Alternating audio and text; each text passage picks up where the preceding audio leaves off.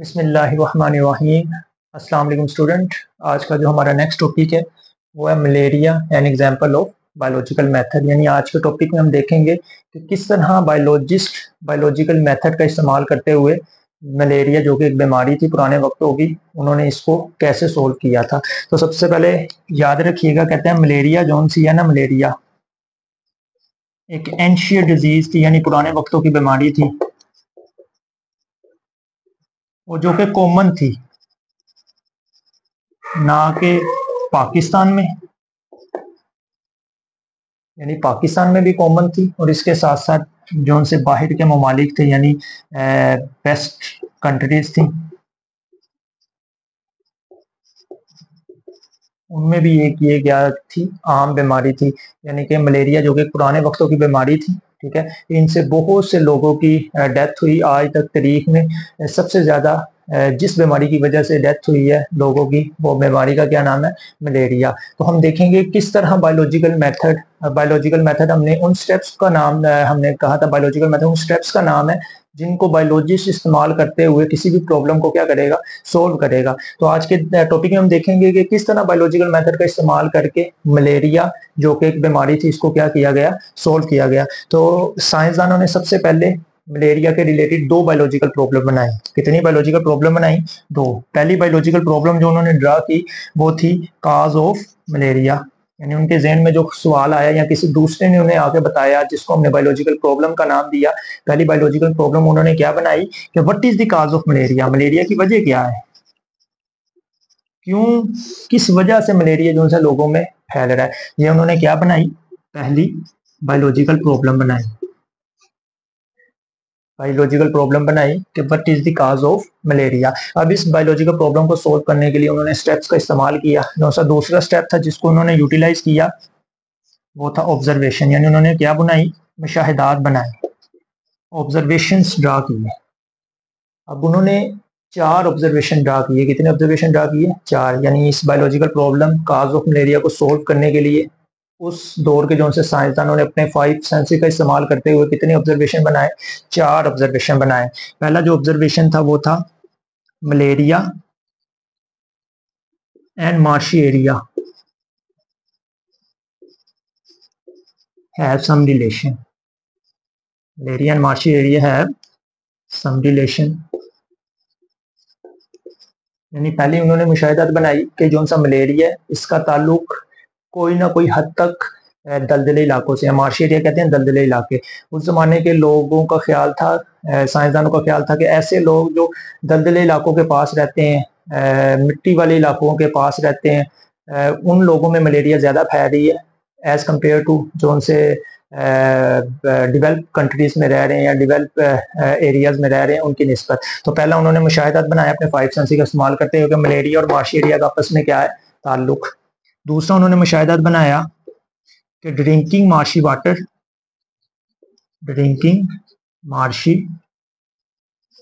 Water does not cause malaria, does not cause malaria. जब उन्होंने पहली मुशाहिदात बनाई कि मलेरिया और मार्शी एरियाज का आपस में ताल्लुक है, तो लोगों के जहन में आया कि गंदा पानी पीने से यानी मार्शी पानी पीने से लोगों के अंदर मलेरिया फैल रहा है। लेकिन साथ में उन्होंने दूसरा मुशाहिदा ड्रा किया कि drinking marshy water does not cause malaria, कि दलदला पानी पीने से मलेरिया नहीं होता। ये दो उन्होंने मुशाहिदात बनाई। इसके अलावा जो तीसरी उन्होंने मुशाहिदात बनाई वर्किंग करके, और वर्किंग किस पर कर रहे थे कि मलेरिया की वजह क्या है। तीसरी उन्होंने मुशाहिदात बनाई, उन्होंने मलेरिया के पेशेंट के खून को देखा तो उनको खून के अंदर प्लाज्मोडियम नजर आए। क्या नजर आए? प्लाज्मोडियम। तो उन्होंने उसी बेस पे तीसरी मुशाहिदा ड्रा की कि Plasmodium is present inside the blood of malaria patient, malarial patient. तीसरी उन्होंने मुशाहिदा से ये बता दिया कि जो सा मलेरिया के पेशेंट हैं उनके खून में एक जरासीम देखा गया, और वो जरासीम का क्या नाम है? प्लाज्मोडियम।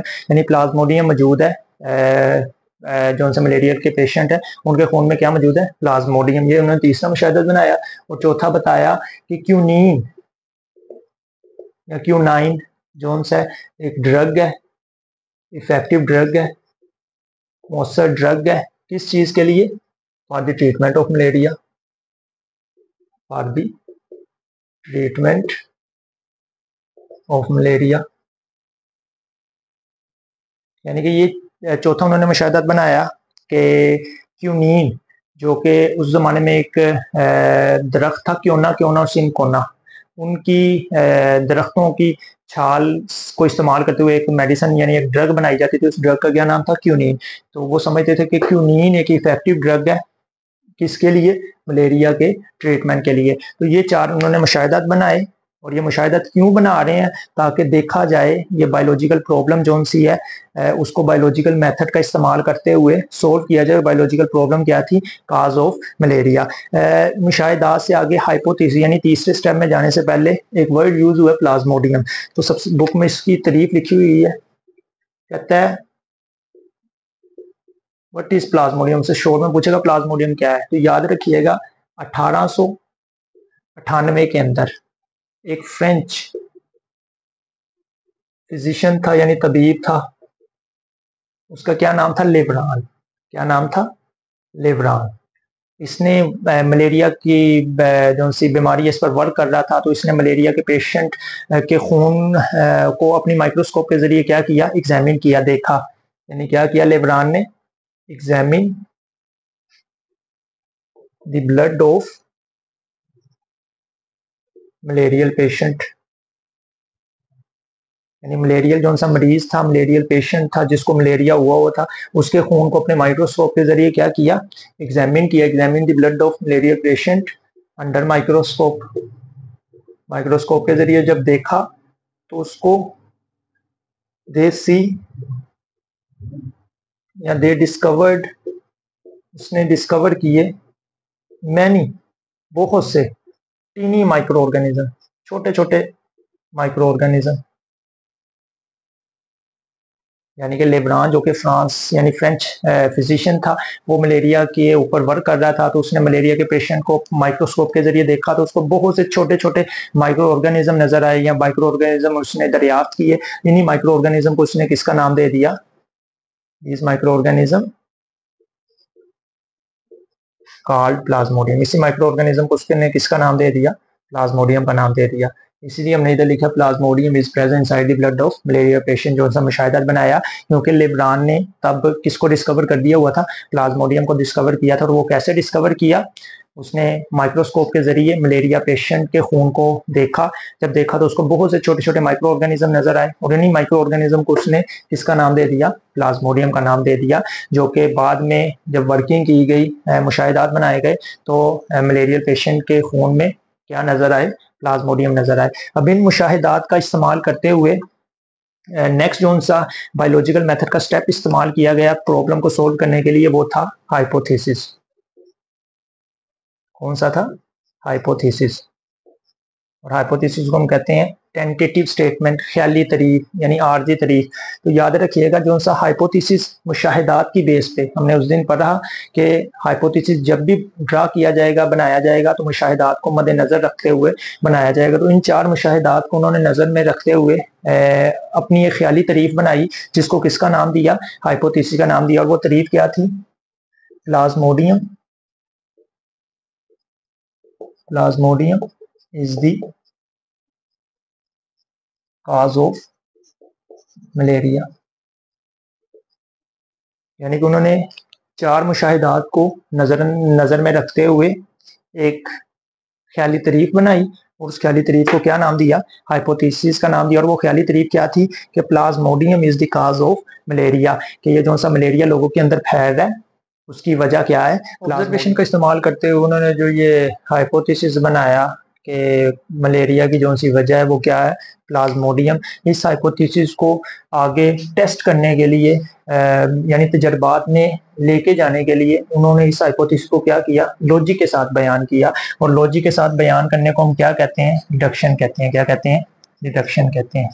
यानी कि नेक्स्ट बायोलॉजिकल स्टेप इस्तेमाल किया गया, और वो कौन सा था? डिडक्शन। यानी यही हाइपोथेसिस को तजर्बात में भेजने से पहले इस हाइपोथेसिस पर लॉजिक लगाए गए, और लॉजिक कितने लगाए गए? 2। इफ और देन का इस्तेमाल किया गया।